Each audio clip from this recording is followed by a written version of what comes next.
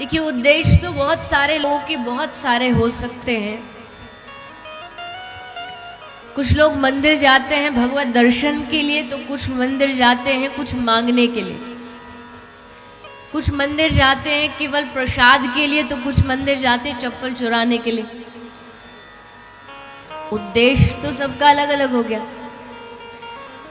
तो वैसे ही कथा में अगर 1,00,000 श्रोता आए हो तो उन 1,00,000 का ही उद्देश्य हो सकता है अलग अलग हो। लेकिन एक मूल चीज जो आज के समय में जिसकी सबसे बड़ी आवश्यकता है, एक अंग्रेजी में कहावत है, the biggest problem in this world is hunger. सबसे बड़ी परेशानी दुनिया में भूख है। लेकिन भूख कौन सी? Not the hunger of stomach but the hunger of hearts. भूख है, तड़प है, लेकिन पेट की नहीं। ये जो हृदय में, जो मन में हमारे अशांति फैली हुई है। एक हमारी शायद यजमान परिवार से ही है कोई जिन्होंने कहा था मन की शांति। इस दुनिया में हमको सब चीज मिली है, खाना है, कपड़ा है, मकान है, फोन है, गाड़ी है, सब कुछ है। लेकिन उसके बाद भी जब हमारी मृत्यु हुई, मरने के बाद कुछ अपने लोग इकट्ठे हुए श्रद्धांजलि देने के लिए, तो हाथ जोड़ के सबने एक ही चीज बोली। क्या बोला? मृत्यु के बाद क्या बोलते हैं?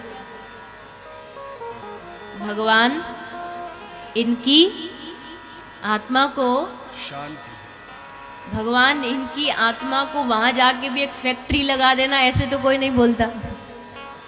भगवान वहां जाके भी आप इनका धंधा बनाए रखना, ये भी कोई नहीं बोलता।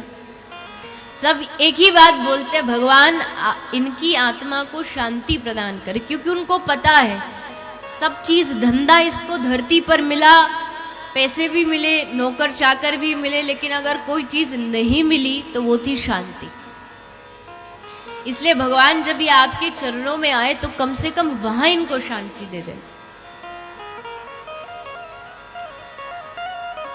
पहला उत्तर तो ये हो गया कि हम सबको कहीं ना कहीं कथा से शांति चाहिए। सत्संग हम जाते हैं ताकि हमको शांति की प्राप्ति हो। लेकिन शांति मिलेगी कहाँ?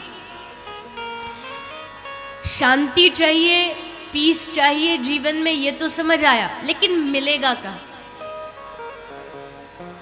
एक कोई वृद्ध माता जी, उम्र में बहुत बूढ़ी हैं, और खड़े होकर के मुंबई में इस भयंदर में खड़े होकर के अपने घर के बाहर कुछ ढूंढ रही है।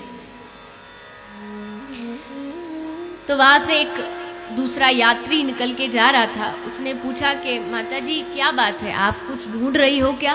कुछ खोया है क्या आपका?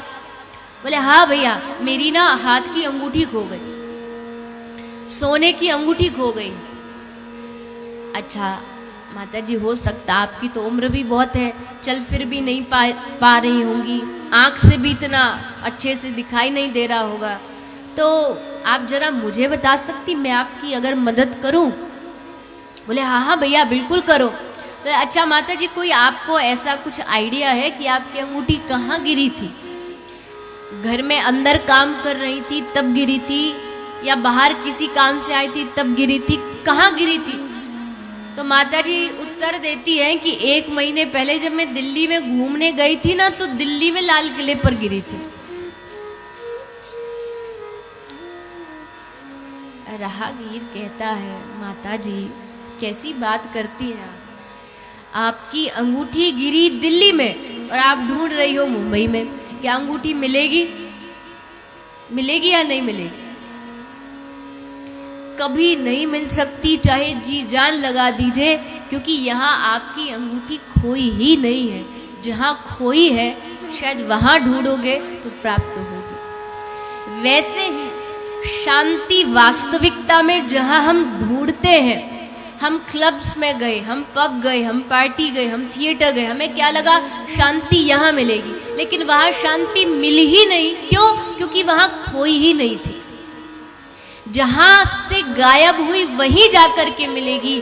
और एक बात याद रखिएगा, आप थिएटर जाएंगे वहां 3 घंटे तो आपको सुख मिलेगा, लेकिन उसके बाद जब बाहर आएंगे आप तो पुनः वापस उसी चक्र में घूमने लगेंगे, उसी दुख में घूमने लगेंगे। इसलिए जीवन में अगर शाश्वत शांति चाहिए तो केवल और केवल भगवत चरणों से प्राप्त हो सकती है। यही वो स्थान है जहां पर वास्तविक शांति की प्राप्ति हो सकती है।